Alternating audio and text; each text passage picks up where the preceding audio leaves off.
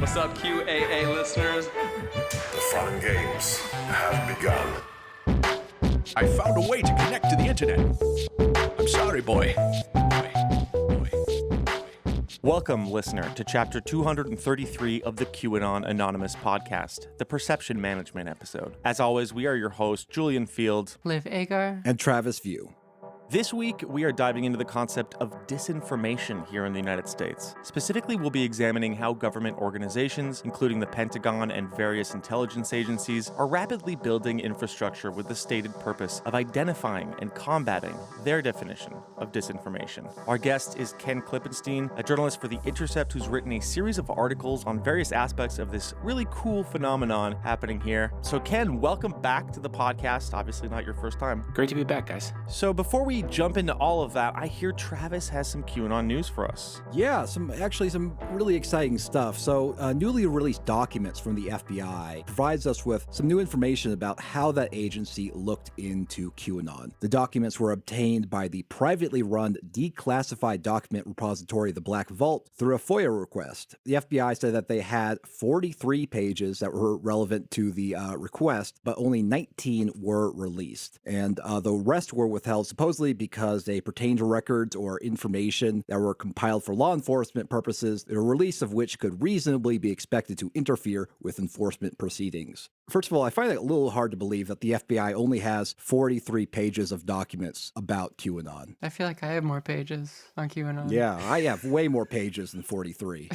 Yeah, well, it is a top secret intel operation, so they probably, even within the FBI, you can't really access Q's trove of information. So the pages that were released are heavily redacted, and most of them don't say very much. But a couple of these pages, they do tell of a short and fruitless investigation by the New York field office of the FBI into QAnon that started in August 2018. And this is basically a summary of why they started investigating QAnon. The preliminary investigation was opened on August 13th, 2018, based on allegations that an unknown person was posing as a federal government official on internet message boards using the name QAnon, and potentially profiting off and or inciting violence by use of their false presentation. How many FBI agents messaged each other in a panic? Is this you, dude? Is this you, dude? Tell me it's not you.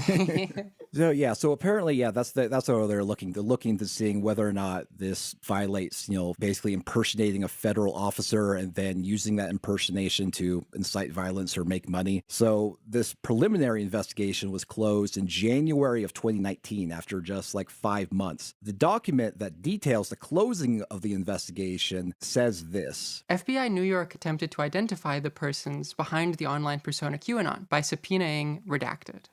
Okay, was it 8chan? After that, there's this big paragraph that's totally redacted. And I think, if I had to guess who they subpoenaed, it would have to be Jim Watkins, right? Mm. But that means that, 2019, Jesus. I don't know. If they were already on to him then, damn. That'd be if I was asked who they should subpoena in order to try to figure out how QAnon is, probably be Jim or Ron Watkins. But Jim Watkins has been subpoenaed before by Congress, so it's not like he's a stranger to this kind of compelled testimony. It's really unfortunate that we're all for CIA and not FBI, because we could have just called a colleague. The document goes on to say that no leads were set during the course of the investigation and, quote, no evidence was collected during the course of this investigation. That's a direct quote from the document. What? Very strange. It's quite an investigation. Yeah, quite comprehensive. We learned nothing. What happened is they sat a guy down with 8chan for 5 months, and by the end of it, he just joined the MAGA movement and quit the FBI. And they're like, shit. This is such classic FOIA bullshit because this is from 2019, and they're claiming it's an ongoing investigation. You guys, this is very very triggering for me to read. It's what Beth and I have to deal with all the time with our FOIA requests. They will use that. They've used the ongoing investigation excuse for stuff going back a decade. It's crazy. And there's very little oversight from either the Congress or even the offices that exist within each agency that are supposed to be the oversight bodies for their FOIA departments. They just get away with that. It's like the magic wand they wave. They say, there's an ongoing investigation. We don't want to interrupt or undermine by talking about any of this and releasing any of it. Yeah, an ongoing investigation that's now been going for, 4 years? And which they said they closed. So it's what? Yeah. Yeah, classic. The document concludes, no criminal subject was identified after a logical and reasonable preliminary investigation. But there's another document in that dropped that also says FBI New York will reopen the investigation should new actionable information present itself. So yeah, that's it. That's awesome. It's very strange that they just kind of like looked into it for 5 months, didn't collect any evidence apparently, and subpoenaed one individual. I'd have to guess Jim Watkins, I don't know, and then said, yeah, that's enough of that. Yeah. The language is interesting. They say potentially profiting off of. So the FBI has to have a predicate to open an investigation into anything. And so what that suggests to me is the predicate that they were trying to create. If you create a fake account that's like says you work for, say, the Department of Homeland Security or the DOD, just having that fake account in itself is not, or to make those claims is not necessarily illegal in itself. You have to be getting a thing of value in exchange for that, for it to cross the line into a prosecutable federal offense. Gotcha. Well, let me ask you this. Is clout a thing of value in the eyes of federal law enforcement? I'm just imagining the 9 Supreme Court justices having to, we call before the court witness Logan Paul to explain the value of clout. That's why whoever this redacted is got off, because, he told him clout is a disease, actually. You don't want it.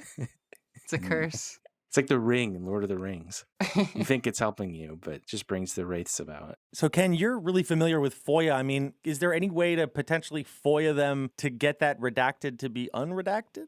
Oh, yeah. I would recommend that you guys redo the FOIA and then bring this into a court setting, because when you have a federal judge looking at it, suddenly the interpretation of FOIA law ends up being having a lot more fidelity to what the language of the law actually says. And that's something that I found repeatedly. I mean, I know for a fact, I don't know if this has been reported, but in the FBI FOIA office, which is still led by David Harvey, the same guy that's led it under Trump, under Obama, and now under Biden, they have a thing on the wall that says, when in doubt, black it out. So the culture is just like, always err on the side of not giving the requester what they want, specifically within FBI. I mean, the culture is not great across the federal government, but it's particularly bad in the intelligence community and the FBI specifically, at least in my experience. And so this, redacted, like in your experience, do you think they dropped it? Do you think that they formed a relationship with this redacted? I mean, what is the usual reason that you'd have this still be ongoing, or is it just kind of obfuscation for FOIA? It's hard to say, but I mean, this is their default move. If you think of it from the perspective of the FOIA office, what is their incentive structure? They generally perceive the White House to be their boss since they're the executive branch. So what reward are they going to get for,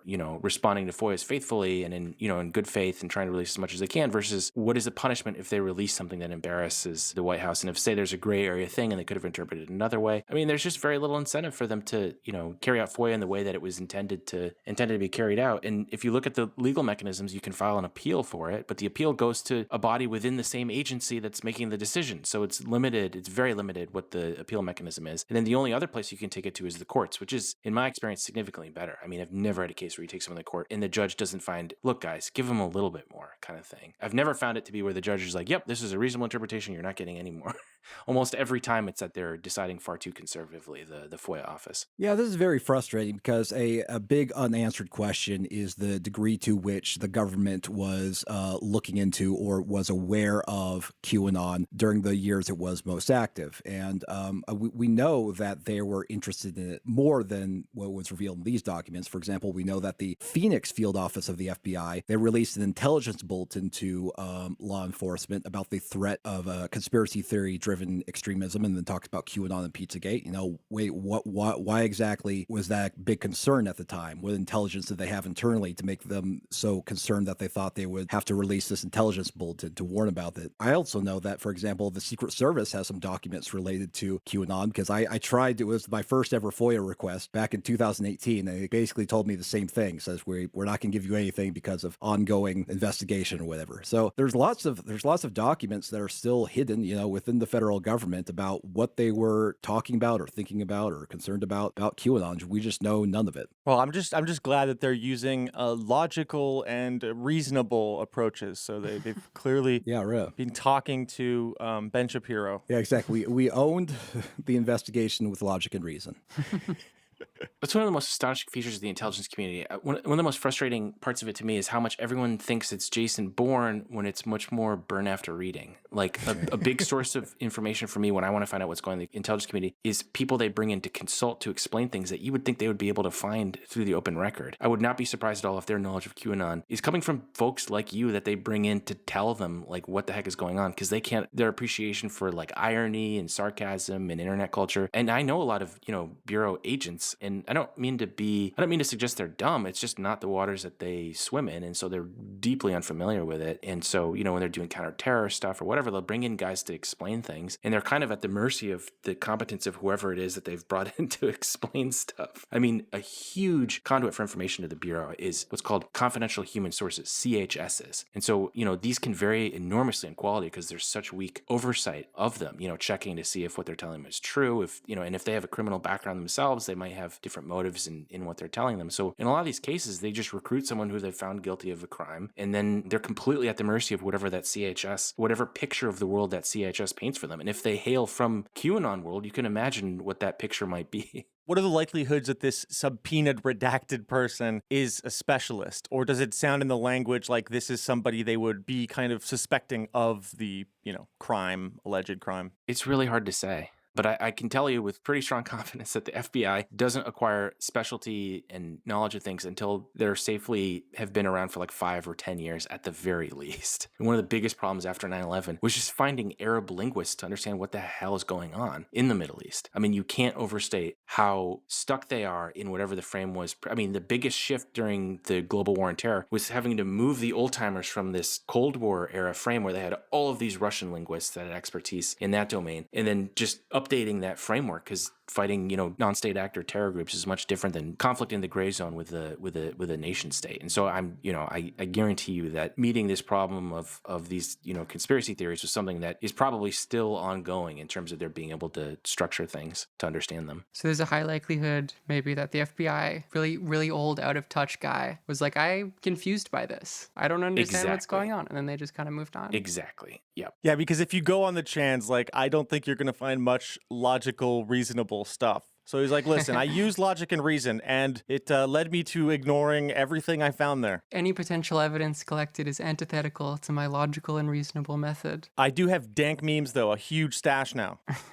So my next story concerns the release of the QAnon shaman. So Jacob Chansley, QAnon shaman, has served his time. He was released from a halfway house in Arizona, best known for wearing that horned headdress and painting his face while participating in the January 6th Capitol riots. So honestly, I had high expectations for Jacob Chansley because I always saw him as kind of a pawn, kind of naive. I had hoped that upon his release, he would, possibly distance himself from his QAnon shaman persona and find a more productive use of his time and talents. But unfortunately, one of the first things that Jacob Chansley did after being released was create a Twitter account and post a tweet containing an illustration of Chansley in his horned headdress and painted face hanging out of a police car. And the tweet just says, freedom. Yep. This is the Joker. Yeah, that's what I was going to say. He's going for the Joker shot, I think, from Dark Knight Rises. Mm-hmm. Yeah, the purple glove.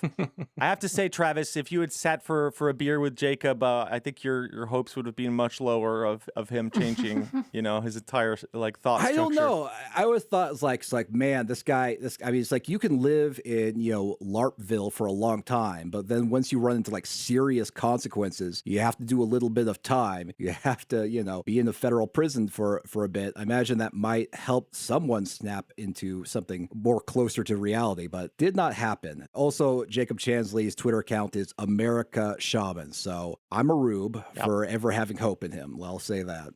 Chansley also released a 5-minute video in which he wears a white suit and America flag tie and headband and talks about the virtues of speaking the truth, forgiveness, and patience. The pressures brought about by my journey and my ordeal have only strengthened my resolve and taught me the power that we all possess when we practice patience and forgiveness, and when we find internal peace and live by the truth so that we may speak the truth without fear. Therefore, the next part of my journey entails using the power of patience and peace to spread the truth and to do so in the spirit of a Christ-like forgiveness. Oh, so that's the change in prison, is how now he's a Christian? Wow. Yes. Just when you thought he could not get worse. Yeah. Are you guys against peace and freedom?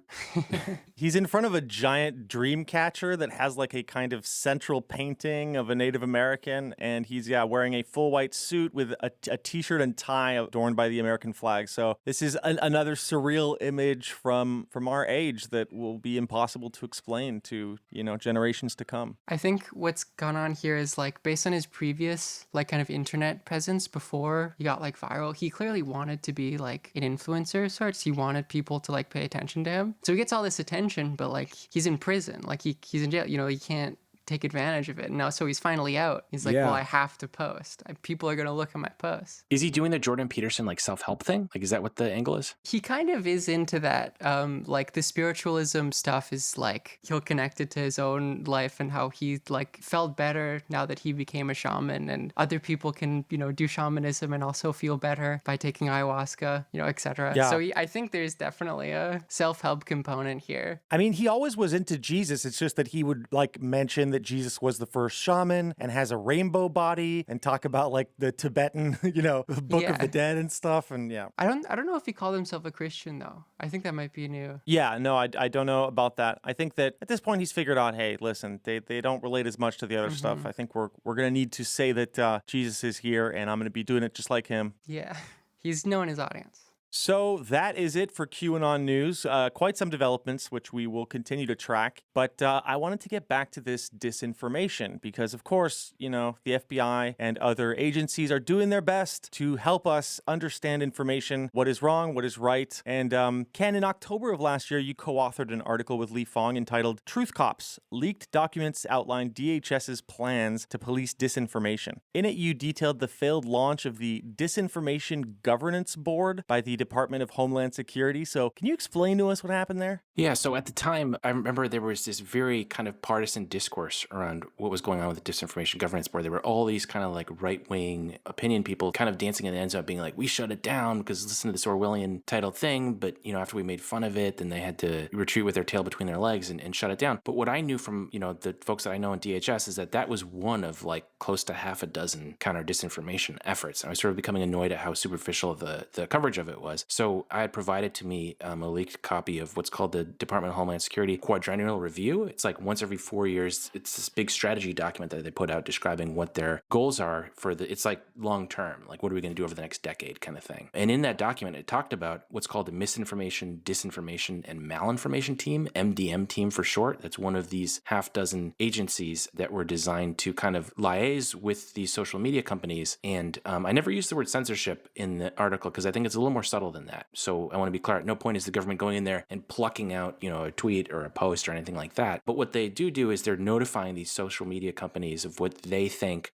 constitutes disinformation, foreign disinformation in particular. And part of the problem with that is I think a lot of people say, well, what's the big deal? They're just, telling their opinion to these corporations. But it's like, well, these same corporations are trying to curry favor with the federal government, lobbying them. I find it hard to believe that, when the FBI or the Department of Homeland Security or whatever comes to them and says, hey, it's really problematic that you have this up. We think that, X, Y, and Z is disinformation, that's not going to exert some kind of an influence on it. Again, that is a little bit more subtle than kind of this very simplistic discourse that I think exists around this, which is, it's 1984, George Orwell is here, and the government is, just yeeting posts off Twitter or whatever. But it's a dynamic that's new and that started, to give you guys a rough timeline, during the global war on terror, which has since sort of drawn down. ISIS accounts on Twitter were, posting all sorts of propaganda, and under the Obama administration, they had to try to come up with a sort of ad hoc way to interact with the social media companies to notify them of these posts. And so after the Obama administration, it really becomes formalized, ironically,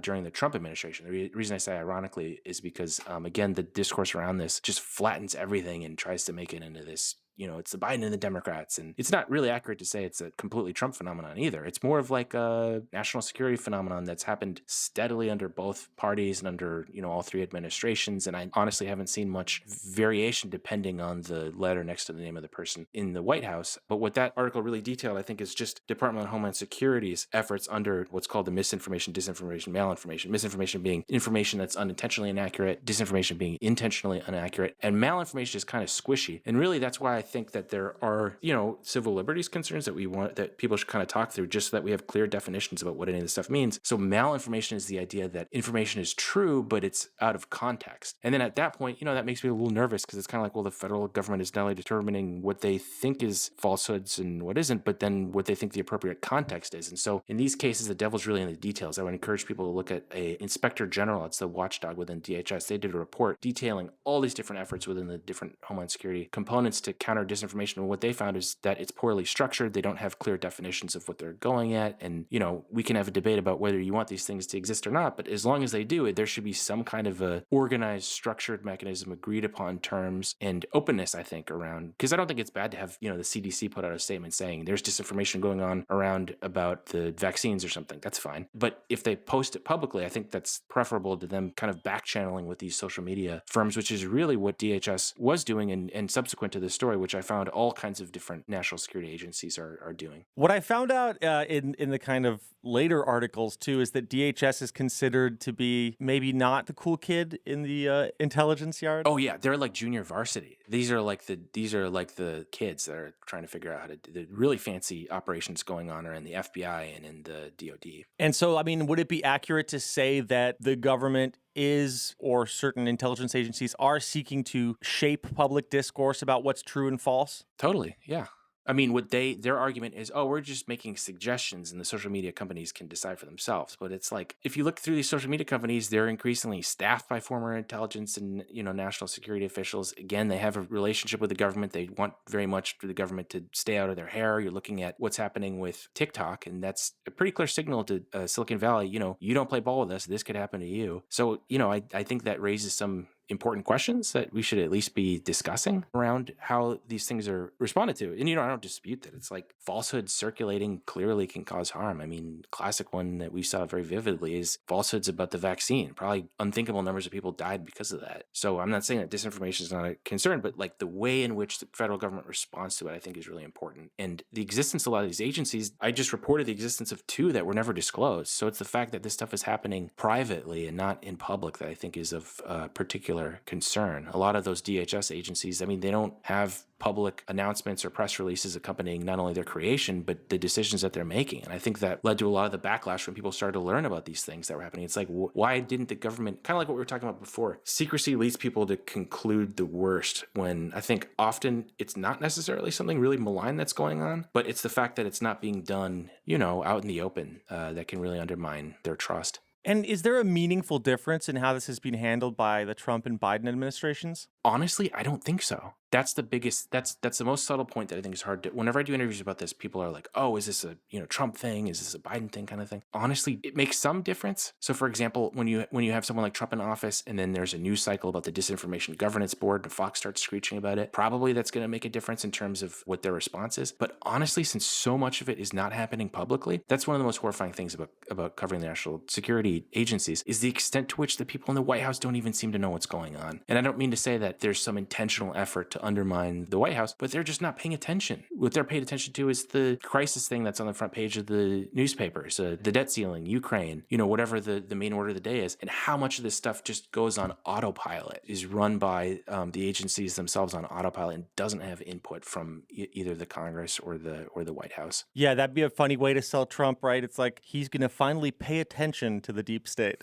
Well, I mean, I'm curious, like how much, even if these agencies kind of work, I guess, more or less independently, mostly because I guess the people who are actually like the actual president and the cabinet have bigger fish to fry. I mean, are they nonetheless influenced by knowing what the priorities of who the president is? I mean, I always thought that one possible reason why QAnon wasn't investigated too aggressively during the Trump administration was because, perhaps the FBI didn't want to look like they were, going after Trump's most fervent supporters as part of their duties. And that might not be as much of a concern under a Biden administration. So, I mean, like, even if they aren't directly being told what to do, are they perhaps like taking cues about what they think the boss might be happy with or not? Definitely. Absolutely. And that's how things are run. And the thing is, it's not just cues from what the boss, they're watching the media. This is the biggest thing that I've learned covering national security state. To a great extent, they're regular people like everyone else. I mean, they might have some extraordinary authorities, but they're watching much of the same press and reading and consuming a lot of the same media that everyone else is. And so the cues they're taking are not just from the president, it's from the zeitgeist that exists. So, a huge shift that this move towards counter disinformation is overlapped with. I mean, so I mentioned the global war on terror and these terror groups, which, it was scary seeing ISIS put these, horrifying and terrible things. I understand why they would respond the way that they did. Another thing was 2016, which was an extremely, traumatic moment for a lot of people who didn't think that Trump would win. And so then became this whole debate about a significant number of people that think that, the Russians don't interfere, which I don't dispute that they did. The evidence is overwhelming that the Russian state interfered in an orchestrated fashion. But then to take that and then say, and that was the decisive factor in Hillary Clinton's loss, that's a different thing. And one for which I don't think that there's as strong of evidence for. But the people in the national security state, they were watching those trends too, just like everybody else, and responding in kind. And so, if that's a dominant theme in, on Rachel Maddow or whatever it is, that the Russians stole the election or whatever, half of the national security community is going to look at that and take conclusions from it. And, if Congress and the White House is too busy focused on other things, they're going to, structure things around whatever their concern set is. And again, so it's not just the White House, it's everything. They're taking cues from everything. This month, you wrote an article entitled, "The Government Created a New Disinformation Office to Oversee All the Other Ones." In it, you wrote, "Within the federal government, offices dedicated to fighting foreign disinformation are springing up like daisies, from the Pentagon's new Influence and Perception Management Office to at least 4 organizations inside the Department of Homeland Security alone, as well as ones inside the FBI and State Department." So, before we get into specific organizations, what do you think this proliferation means in a broader sense? Well, what I was saying before, they're consuming the same media as the rest of us in conceptualizing the problems that exist in society, which are real. It is horrifying to watch, mass shooters and things, read manifestos that were clearly inspired by, some of these cultural entities that they're now focused on. But what you're seeing is this bureaucratic response where it's like every agency now wants their own office tasked with countering disinformation. Not just one. I mean, I mentioned that there are nearly a dozen within the Department of Homeland Security. I don't know how many there are within DOD because that's much more secretive. I was able to report, and we'll talk about this you just mentioned the Influence and Perception Management Office. That's just one that through, whatever sources I have and whatever public records exist that I'm able to surmise. But it's really astonishing. There's just a total lack of disclosure of what is going on in any of this. So to give you guys another example, within the FBI, there's the Foreign Influence Task Force that works on this. Not to be confused with the Department of Homeland Security's Countering Foreign Influence Task Force. So what you're seeing is like a huge amount of overlapping authority and duplication. And to some extent, Senate Intelligence Chair Mark Warner was talking about this about another office that got stood up recently called the Foreign Malign Influence Center, which we'll talk about in a minute. And he was complaining. He was saying, how do we know that this isn't going to overlap and duplicate all of these other efforts that you guys are setting up? And I called him for comment, his office, prior to doing that story and said, do you still have concerns about that? His answer was yes. And that was it. Yeah. And so it's like, it's become a cottage industry. Like, so there's two different ways to look at this. One is the civil liberties questions that exist, which I do think are legitimate. I mean, I maybe wouldn't go as far as saying, it's George Orwell in 1984, but I think they're legitimate questions. And then the other question is just the amount of waste that's happening now when every department has multiple overlapping agencies and there's no coordination between them. And then you need to create agencies on top of the agencies to streamline and orchestrate the efforts. So there's another one that's just classic, like government waste question that I don't think has really been asked. So I do think it's useful to get into some details about specific organizations here. So I'm going to name a weird euphemistic acronym and you will try to explain them to us. All right, we're starting off with the Global Engagement Center, or GEC, which you described in your article as a, quote, State Department entity tasked with countering foreign disinformation by amplifying America's own propaganda. Yeah, so this was established in 2016 after the Russian, maybe 2015, after the Russian annexation of Crimea, which again, another traumatizing event. It was terrible, and it preceded, the illegal invasion that's taken place since then. So I understand why people are concerned about it, but they stand this thing up thinking that this is going to be how we counter the Russian propaganda effort to try to legitimize this and try to say,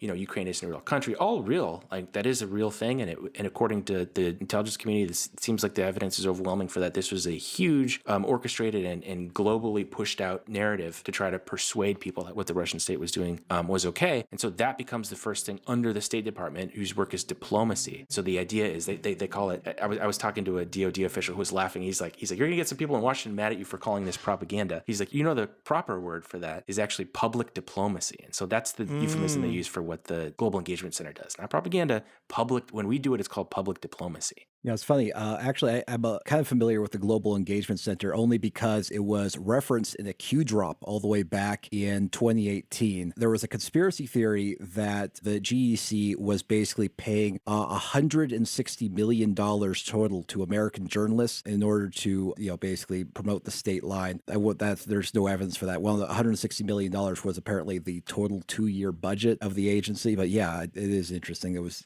just referencing the Q drop way back when I first started researching QAnon. I think they do finance foreign media organizations and civil society efforts, but there's laws that make it so they can't do that with American ones. Okay, so we'll mark that one half true. That's part of the problem with this is they don't articulate what they're actually doing, and then people find something and they jump to conclusions because it's like the first time they're hearing it and they have no point of reference to understand what any of this stuff means. So yeah, I really hold accountable to a great extent just the lack of disclosure, which I don't even think is like intentional secrecy. I think the bureaucracy doesn't really prioritize it, explaining to the public what it is that they're doing. Next up, we've got the Foreign Malign Influence Center, or FMIC, which the Office of the Director of National Intelligence says is, quote, exposing deception in defense of liberty. Yeah, so this is a really significant one because this elevates these efforts for the very first time to the head agency that overlooks all the spy agencies, all the 17 different intelligence community components, from the FBI to the CIA to the DIA and the Defense Department. And so what that means is that these guys are going to have access. If you read their charter, it's really an interesting set of authorities that they have. They have access to all intelligence from the entire suite of the intelligence community that they deem pertinent to disinformation. And what's interesting in the language that they use, it's not so much that they're running operations themselves, it's that they're coordinating, which suggests how, broad this effort has become, that they need somebody to deconflict and go between all of these different parallel efforts that exist in the different departments and agencies. Ken, is someone here to pick you up? The Defense Military Deception Program, or DMDPO, which according to a Pentagon budget document is in charge of, quote, sensitive messaging, deception, influence, and other operations in the information environment. Yeah, so the Defense Department can be admirably frank about what it's doing. They don't always have the light touch that an agency like the State Department does to call it, what we were saying before, public diplomacy, or to use one of the approved euphemisms. Sometimes they just come out and call it what it is. I appreciate that candor. That's what it is. It's deception. They put out their own disinformation. That's one of the great ironies at the heart of all of this is, the kind of pearl clutching that exists about foreign nations engaging in disinformation, when that's something that not only every state does, our state does as well, in a very sophisticated and well-financed, and probably more effective way than a lot of these other states do. And finally on this list, we have the Influence and Perception Management Office, which we've already discussed a little bit, the IPMO, and their stated role is to, quote, employ a broad scope of operational capabilities to address the current strategic environment of great power competition. It will develop broad thematic influence guidance focused on key adversaries, promulgate competitive influence strategies focused on specific defense issues, which direct subordinate planning efforts for the conduct of influence-related activities, and fill existing gaps in policy, oversight, governance, and integration related to influence and perception management matters. It's pretty straightforward, obviously. Shit. So the really interesting phrase there to me is direct subordinate planning efforts, which, like I was saying before, means that there are other offices within the DoD that we don't know about. I only know about what my sources are able to tell me or what I'm able to substantiate in the open record. But the fact that they're saying they're subordinate planning efforts, that means that Influence and Perception Management Office is basically DoD's version of what we were talking about before, the Foreign Malign Influence Center. It's a coordinator of other efforts. We just don't happen to know what those other efforts are. All right. Well, could you tell us a little bit about the history of this term, perception management, when it comes to government operations? Yeah, so it comes from the Reagan administration. The Reagan administration did during the Contra operation to arm the Nicaraguan rebels. It turns out that they had a bit of a PR problem because they kept, doing some unsavory things like torturing children, murdering civilians, all kinds of awful things. So they had a big PR problem on their hands. So how did they respond to that? The Reagan administration took the CIA's top propaganda specialist, moved him over to the National Security Council, and had him over oversee what was called a perception management effort to try to essentially downplay the crimes that were being described, to try to make the conflict more palatable to the public, because the context of that conflict, we were coming out of the Vietnam War. There was what they called the Vietnam War syndrome. We had to kick the Vietnam War syndrome. How do we make Americans stop being uneasy with our military adventurism abroad? And so this was what they thought their secret weapon would be. So a very interesting history. And then subsequent to that, during the Bush administration, there was another effort at Perception Management Office. This was right after 9/11, but before the invasion of Iraq, led by then Secretary of Defense Donald Rumsfeld. So they had their own effort, and it started actually disseminating disinformation. And as is always the case, there's a big legal distinction between foreign disinformation is legally permitted, domestic is not. But in the age of the internet, it's really hard. That wall has just kind of come down. It's really hard to make it so that only a foreign audience is going to see something and not American audience. So it came to pass that American media started picking up some of this stuff, and there was a huge scandal because of it, and they ended up having to shutter the office. And I thought that was kind of interesting that the reaction was so strong when this happened in the context of the Bush administration. And now we have essentially the same thing, and nobody seems to care. I think because of how politicized the subject has become. Yeah, I mean, if you're just a simple country podcast listener confused by all of these entities, I mean, what do you think is important to understand about their functions and what they are? Well, it's, the federal government is trying to respond to what they deem to be disinformation. And unfortunately, that criteria is not publicly known. And so the question is, how are they carrying this out? I mean, I think there's a whole philosophical debate about, when I have a story on macroeconomics, for example, and you see the responses to it. I was critical of the Federal Reserve's rate hikes, for instance, and I was trying to explain how that tends to have a depressing effect on wages and so on and so forth. There are not clear binary true-false answers to any of this stuff. They call macroeconomics the dismal science, I think is what one great economist called it. And I think that's pretty much right. And so a lot of it is pretty complicated. And so my big concern is not necessarily that we have this George Orwell situation where they're trying to deceive us, but that, the truth is pretty complex. And I think that what we've seen that's come out from a lot of the Twitter files, from other reporting on this sort of thing, is people kind of like trying their best to make sense of what's going on and just genuinely making mistakes around calls that are not very easy to make. And so I'm more concerned about like what people that are well-meaning might accidentally do rather than some kind of, big nefarious attempt to deceive the American public, but just like, approaching something as complex as the truth and, how are we really going to operationalize that in a way that does justice to how complicated just everyday life happens to be. And then how we're structuring this. I mean, there's two debates about if we should be doing it at all. And then the second debate is if we are doing it, how are we going to make public? Why is none of this stuff public? It's crazy to me that there are multi-million-dollar agencies, which many of these are, that are being established. And I'm the first guy to report this stuff. It should be that there's a press release explaining to people what it is, what the staffing is, what they're going to be doing. It shouldn't be that you have to go dig around and try to have sources leak you things to find out what's going on. So I think that's essentially what it is. And so are there many critics of the government approach to disinformation right now, or is it just kind of like, yep, they'll figure out what's true and then they know what's good for us? Well, unfortunately, the response seems very partisan. So it seems like what's so strange about the Bush administration effort that I was describing before, it was largely liberals that were unhappy with this being done. And then, post, I think, 2016 in particular, the role that the Russian active measures, which again, there's overwhelming evidence for, had was to, tell people that, this disinformation problem is a serious thing that we need to meet. And so I think there was a kind of scrambling of the deck where people that had been more civil libertarian minded and, had strong concerns about the sanctity and protection of speech, that started to kind of flip. And now it's a situation where it's like the people that tend to get really exercised by this stuff are the conservatives and the right, and in many cases in sort of sloppy ways, which I think misunderstands what these, as I've tried to sketch out to you. I have concerns about a chilling effect. I don't have concerns about censorship. The government is not mandating that social media companies take this stuff down. The question is what kind of informal pressure might exist. That's a much more subtle conversation than the one that I think is taking place in the kind of very shrill discussion around a lot of these things. I just wish it wasn't that kind of like right-left divide that exists. I mean, they have the weaponization committee in the Congress that's taking place, which is extremely politicized. The obsession is the Hunter Biden laptop and all these other things that I think is really missing the forest for the trees in terms of the dangers posed by this huge concerted push. And so, I mean, you kind of mentioned this earlier, but I did want to kind of dig in here. What is, the difference between domestic and foreign disinformation? And, how does this apparatus treat these and, how does it separate them? Yeah, so after my story on DHS, you'll notice that a lot of the messaging around this, they changed the branding of this. They now say foreign disinformation. It's about foreign disinformation. And the reason for that is because that's what's legal, or that's what's supposed to be legal. And so the idea is that we can spread propaganda to foreign audiences, but it can't hit the public. But I think that distinction, if it ever was very strong, wrong because if you think about it, we get news all the time from foreign sources that you don't even think about. A lot of stories in the New York Times, for example, come from what's called wire services, like the Associated Press, which are based in the UK. And they could be a target of these things, and then Americans end up consuming the information. That's exactly what happened during the Iraq War, in the case that I mentioned before with Secretary of Defense Rumsfeld. So in the age of the internet, it's just exacerbated it because things travel. I mean, there's no way to isolate something to one geographic location anymore. And in fact, the law that exists to prevent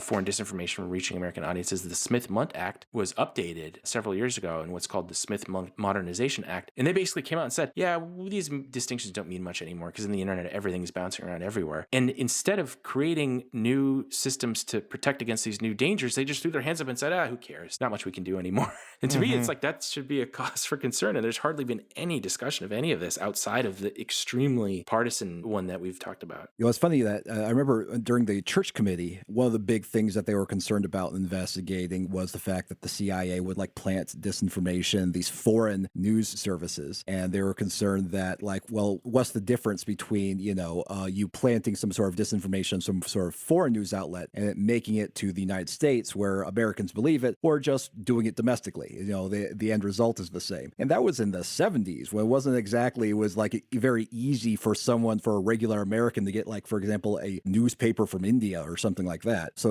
over the course of the last 50 years or something, those kinds of issues are probably, 10 times more concerning because it's just that kind of disinformation, government planted disinformation can just, spread everywhere just much faster. Exactly. Is the logic behind the foreign domestic distinction here that domestic, is protected by American civil liberties, whereas foreign citizens aren't? Who cares? Or foreign? Yep, exactly. I mean, it's the Constitution protects Americans; it doesn't protect anyone else. That's literally the legal framework for it. So there has been some writing about this. Like you said, it's not really treated much in the media, but I did find this blog post by a couple of professors at the University of Manchester called Vera Tolles and Stephen Hutchings. Their post was called Performing Disinformation, A Muddled History and Its Consequences. And here's a little passage from it. Overt falsifications and forgeries constitute a small proportion of what historically has been branded as disinformation. In most cases, the practices described as disinformation amount to subtle ways of manipulating information which fall short of fabricating false content. Under these circumstances, the term disinformation is prone to slip into becoming a verbal weapon deployed in bitter polemics between opposing sets of players who often belong within single national contexts. So what do you think of this, Ken? Yeah, I think that's very well put. I mean, what I don't like about the term is that it can be weaponized so easily. I mean, there are people that just believe crazy things and they're not trying to manipulate you or project influence or anything. I mean, I think a lot of this comes down to when you talk to folks in the intelligence community, a lot of their experience, particularly older ones, is encountering nation states. They're fighting the Cold War, or they're even fighting against well-constituted groups like Al-Qaeda and ISIS. And then they bring that cognitive framework to bear on some weirdo on Twitter and think that they're a part of some broader scheme to do something, when in reality, people just believe. I'll give you an example. There was a really thoughtful study by the Rand Corporation that they put out recently that was the most comprehensive look at the effects of the Russian disinformation campaign, not just from 2016, but up through to, I think, the last several years. And what it found was not just how ineffective their efforts were, not that the efforts weren't real, but that they were ineffective, but also how many people that believed these crazy pro-Russian things that actually hadn't been reached by the Russian propaganda apparatus, and they just happened to believe bizarre things.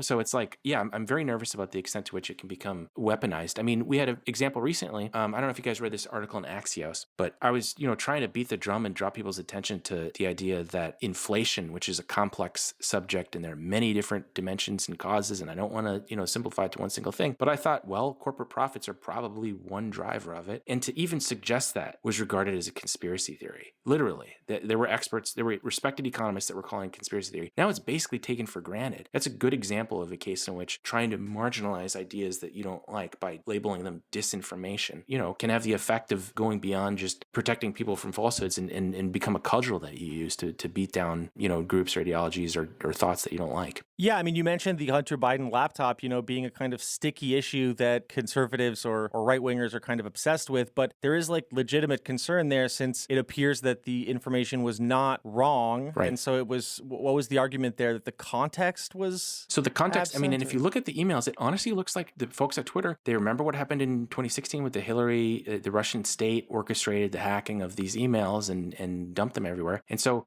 put yourself in the mind of a Twitter bureaucrat. You're worried that, is this going to happen again? again, are we going to get blamed and dragged in front of Congress? I mean, that's a kind of government influence on how you're looking at this. And I don't think it's like they're trying to deceive people. I think they looked at it, probably eyeballed it, said, yeah. And there was a lot of hay made about there were all these intelligence officers that put out a statement saying it bears the hallmarks of Russian disinformation. The thing is, it did. It does resemble it. It didn't happen to be it as far as we can tell. It doesn't look like the Russian government was involved. But these are not trivial. They have a saying in the cyber world, people that work in cyber defense, attribution is hard. It's really hard to know where something is coming from. These are not so to give the federal government the power to say this is or this isn't disinformation, that's a pretty extraordinary type of authority to give somebody about a question that's very difficult to ever come up with any clear answer about, I think. Okay, Igor, we are going to paint him as a man who smokes a lot of crack and he has sex with Instagram models, okay? Yes, very big penis.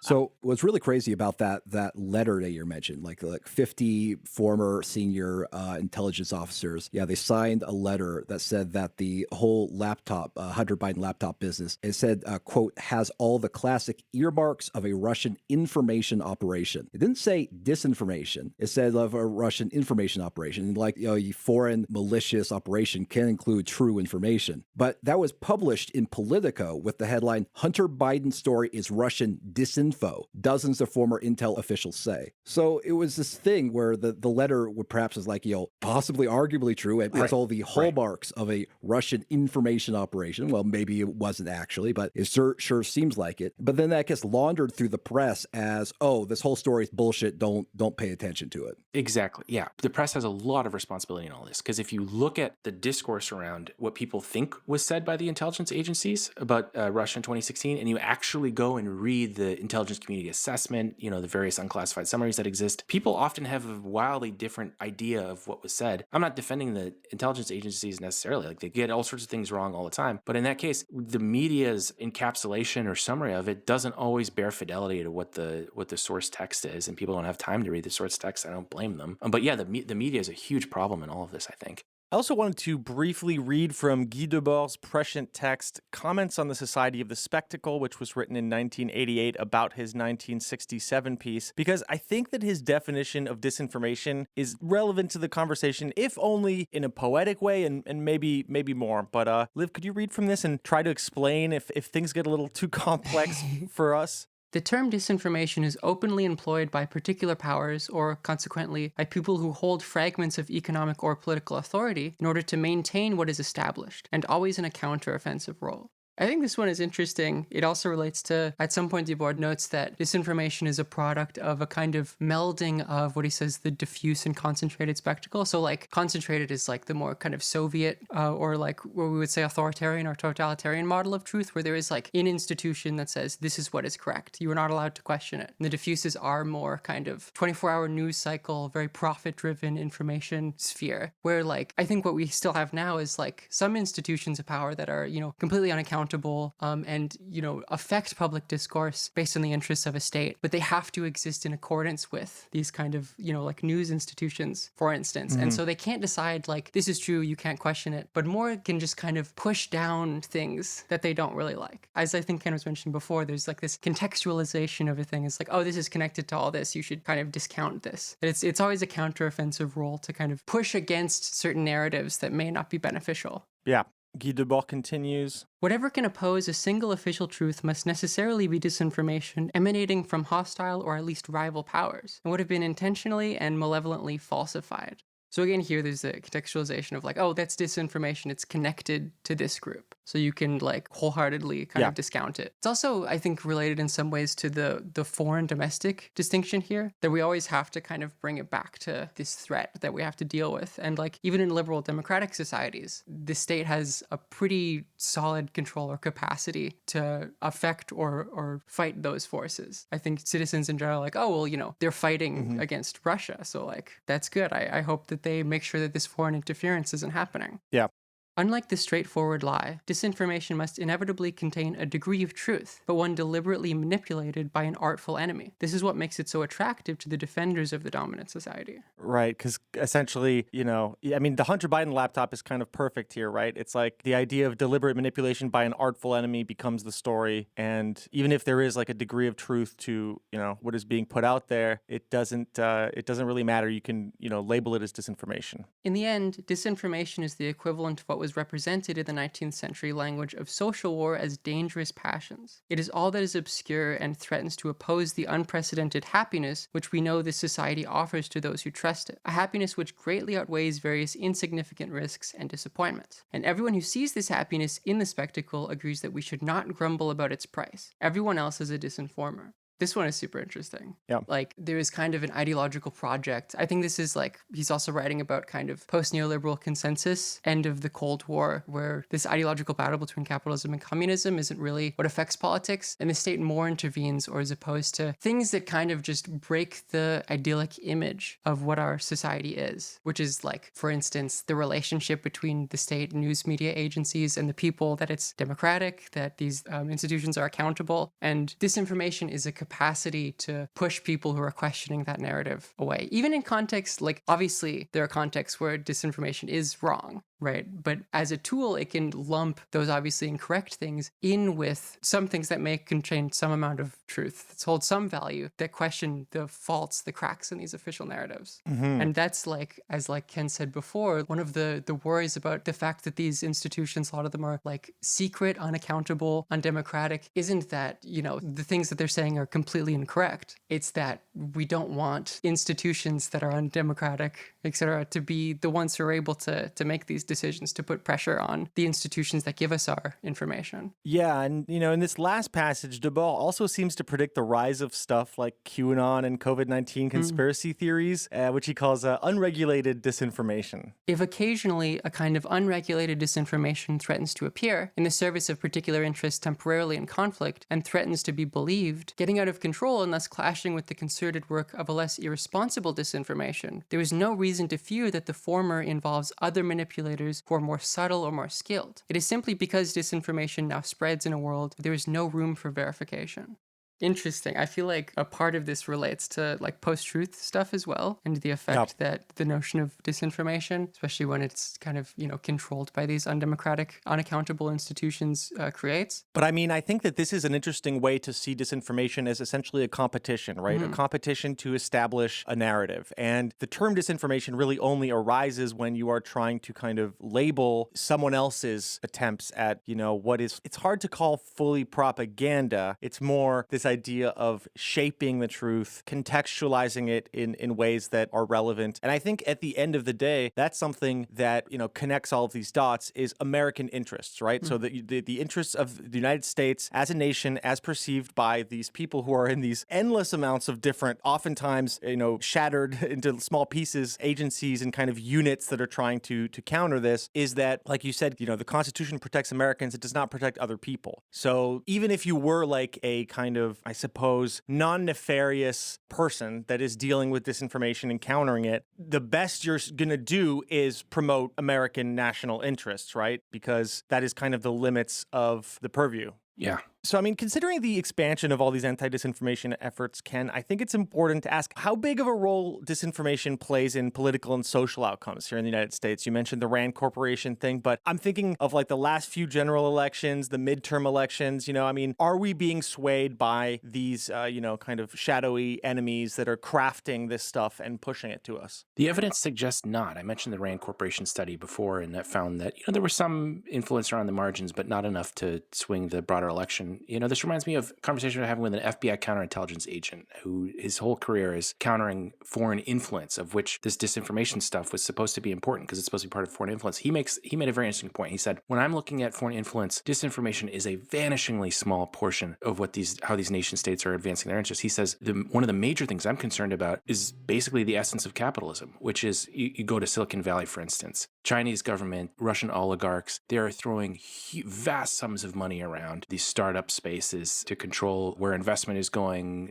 the direction that production takes. He says, to me, that is the major concern. He says he thinks that foreign influence is a major problem, which I agree with him, and I think there's plenty of evidence to support that, but that most of it doesn't take the form of disinformation. It takes the form of investment, and unfettered capitalism makes that possible. And to me, I think that should be the focus of a counter foreign influence strategy, or at least the focus. And unfortunately, what we see is kind of the reverse of that. I wonder if there's this kind of tension, like these powerful like surveillance kind of intelligence apparatuses are, they need to be rational in the sense that they need to like understand the actual threats to the American state because they're intervening. They want to help expand the American state. But then they also realize, oh, well, we can affect public discourse. And that also helps the American state. But like sometimes that affection, like creating lies or like with disinformation, maybe producing things that are misleading, the institutions themselves start like believing it. And there's a misallocation of the threat because of this is a process you see like far more in like quote unquote authoritarian or more totalitarian states where like there is an institution that decides truth. And they realize like they kind of start to think like, oh, well, we can kind of define truth in a way that's convenient. And then they miss the actual threats they're dealing with. Do you think that like the overemphasis on misinformation, which happens in a different way in American society than like in a Soviet society, could relate to this kind of phenomena? Oh, yeah, totally. I mean, what I'm struck by again is how many true believers there are.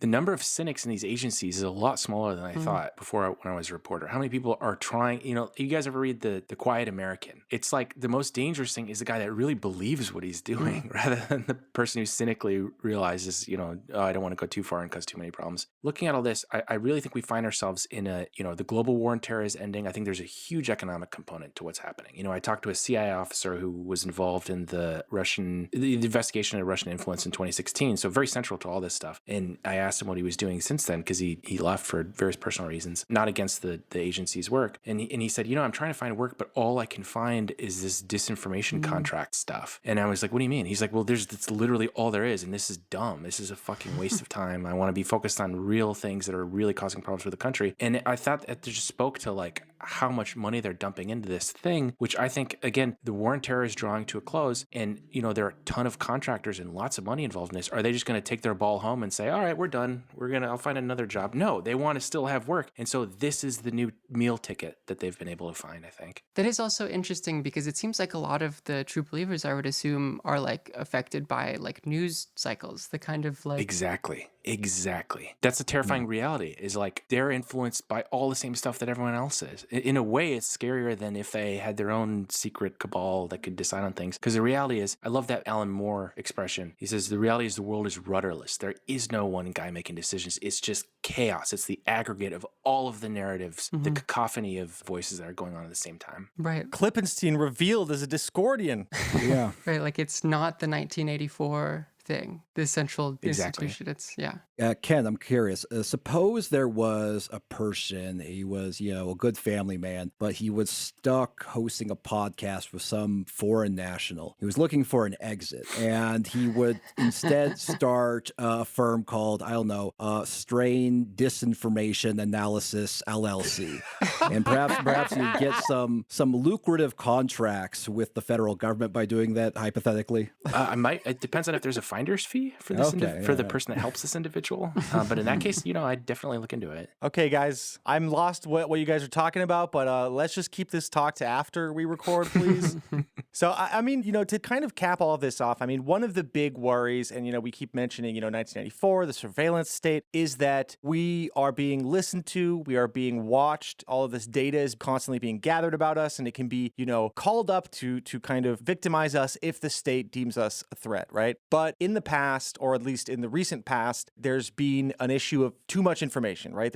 Human beings can't process all of these different data streams, and so kind of aggregate them all and actually make a conclusion that, takes it all into account. But I hear that you have some worries about AI enabling them to be a bit more effective at this. Yeah. So again, I work in the national security space, and I think I see a lot of things that are coming down the pike technologically because they have the resources and the money to be able to execute these things before they can be carried out at scale. scale at this consumer level. So if you pay close attention to the national security world, you can see kind of what's going to become available to the Apple computers and everyone else 5 or 10 years from now. And what they're really focused on is integrating artificial intelligence into what they do. And really what this does, one of the big protections against the kind of Orwellian government surveillance that we saw alluded to by Edward Snowden was that there's just so much information that they have to go through that they lack the ability to locate the needle in the haystack. They're not going to be looking at your emails because they have 10 quadrillion emails from last year that they need to look at. And so that provided very important civil liberties protection against unreasonable search and seizure. Now, if AI is able to do what people seem to think that it, and I think that's still a big question, but if it is able to do that, that will dissolve that protection that has existed and it will make it so that they can actually surf through this trillions of bits of data and locate what it is that they want. And that anonymity, in the computer science world, they call it security by obscurity. There's just so much stuff that you're hidden in it by virtue of, safety in numbers. There's so many people around you. That will no longer provide the protection that historically has. And, that's is a very important question, and one which I think is a little different than the direction in which I think a lot of the anxieties about AI are not unreasonable, worrying about replacing jobs, that kind of thing. But this big one that I'm talking about now, I see hardly any discussion of it. So you could just kind of type like, Bing, build a good case based on video and text evidence and audio evidence that Travis View is not who he says he is and is perhaps even a threat to the state. Yeah. So when the NSA's data center in Utah that basically collects everything, and the protection that you're supposed to enjoy is, but we won't actually search it for you, the person. And that was probably true because it's just so much stuff, so many buckets of info. That's what people don't understand. It's like, I talk to these FBI guys. It's like when they need to get something, they're like, well, I've got to subpoena this provider and I got to do this and I have to ask for that. It's like very messy process that does provide a lot of protection. So say you could query a software program to do all that and organize all that and go through all of this information they've collected from disparate social media platforms and produce something at the click of a button. Yeah, that's a very different civil liberties environment than anything we've experienced at any point in human history, I think. Well, I think we should assign a lot of high-level video cards to Travis View. That's all I'm saying. I think that there should be a small Bitcoin farm, making sure we have everything we need about him, so when the time comes, we get him. Right, folks? We're going to get him. So before we say goodbye, I mean, let's touch a little bit on QAnon within the context of all of this, right? So, I mean, how does that fit in? I mean, is it disinformation? Isn't it? And, what do you kind of make of it within this this bigger structure? Well, doing this kind of reporting has been really formative to how I think of these sort of questions. And kind of what I've settled on is, in the same way that the FBI agent was telling me, yes, this stuff is a problem, but it's in a different way than people think. The disinformation is the smallest part of it. It's the huge amounts of foreign capital that are sloshing around Silicon Valley. I think in that same way, I think there is a serious problem behind what QAnon represents, which is, it seems to me that there's less and less incentive to live in reality and to engage with, politics in some sincere way. This whole post-truth thing, I don't think the problem is that someone saw a meme and went down a rabbit hole. I think that there must be some kind of social alienation that exists that predisposes someone to doing that in the first place. And that, to me, in my mind, what we should be focused on, which is central to QAnon, but it's a little different than how people conceptualize the problem. I don't know that it's so much that a falsehood was ricocheting around the internet as that whatever social system we have predisposes someone to just abandoning the kind of post-enlightenment idea that truth matters at all. When I talk to some of the Q Trump type people, it's not so much that they've been deceived, at least in you guys probably know better than I do. It's that they've given up on believing in any concept of truth. You know what I mean? And that's a spiritual affliction more than an epistemic one in my view. Yeah, like it seems like a lot of people's attitude to removing QAnon is just basically playing whack-a-mole with it. Right, yeah, like fact-checking. The media loves this. And how effective was that at stopping the tide of Trump? It wasn't at all, because that's not the point. Yeah. The whole point is that the truth doesn't matter anymore. Yeah, people want this type of content, right? And until you deal with that, it's going to keep happening. If you have these public Why do they want it? Exactly. Right. Well, thank you so much, Ken. Always a pleasure to have you on and talk to you about this stuff. Where can people find you and your work? Thanks for having me, guys. They can find me at the Intercept, where I publish all my main articles. I also have a Substack that I encourage people to go to, kenklippenstein.substack.com. And I'm, of course, on Twitter, too. Go check it out, folks. And thank you for listening to another episode of the QAnon Anonymous podcast. You can go to patreon.com/QAnonAnonymous and subscribe for $5 a month to get a whole second episode every week, plus access to our entire archive of premium episodes and our series like Trickle Down and Man Clan. There's also a yearly subscription now, so if you want to save some bucks and subscribe for a whole year, you can go ahead and do that on Patreon. And if you're already a subscriber, we thank you. It helps us to stay advertising free and editorially independent. So, Liv, also, what you got? Plugs? Let's plug it up. Yeah, I have a Twitch stream that I will start going on more again. Just twitch.tv/LeVegar for variety, funny stuff, politics, and a philosophy podcast. Available wherever you listen to podcasts at LeVegar. Travis, you got anything to plug? I mean, I know this is your last episode, so we're all sad to see you go. You know, I plug going outside, going for a walk. It's spring now. It's beautiful. Enjoy the weather. For everything else, we have a website, QAnonAnonymous.com. Listener, until next week, may the deep dish bless you and keep you. It's not a conspiracy, it's fact. And now, today's auto cue.